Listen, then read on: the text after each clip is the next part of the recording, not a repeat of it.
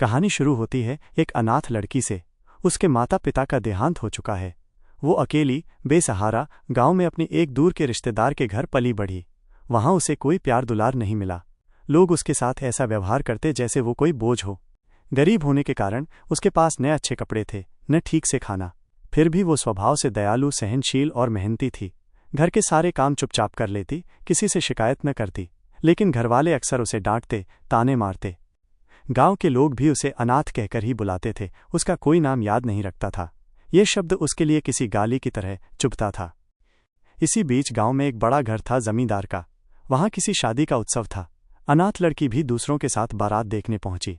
सब लोग सजे धजे कपड़ों में थे, लेकिन वो अपनी फटी पुरानी साड़ी में। लोग उसका मजाक उड़ाने लगे। तभी दूल्हे के घर की औरतें उसकी सादगी और सुंदरता देखकर हैरान रह गईं। उनमें से एक औरत ने सोचा, इतनी सी उम्र में कितनी तकलीफ झेल रही है ये बच्ची। अगर इसे कोई सहारा मिल जाए तो जिंदगी संवर सकती है। वो औरत उसे अपने साथ बुलाकर बात करती है। लड़की पहले तो डर जाती है, लेकिन धीरे धीरे हिम्मत करके अपनी दुख भरी कहानी सुनाती है। उसकी सच्चाई और मासूमियत सुनकर सबका दिल पसीज जाता है।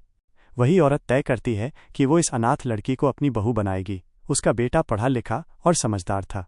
जब बेटे से पूछा गया तो उसने भी खुशी खुशी हामी भर दी। कुछ दिनों बाद दोनों का विवाह हो गया। जिस लड़की को अब तक लोग अनाथ कहकर ताने मारते थे, वही अब सम्मानित गृहलक्ष्मी बन गई। गांव के लोग हैरान थे कि तकदीर कैसे बदल जाती है।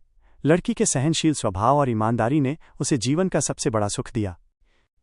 इंसान की पहचान उसके कर्म और स्वभाव से होती है, न कि उसके पास माँ बाप हैं या नहीं।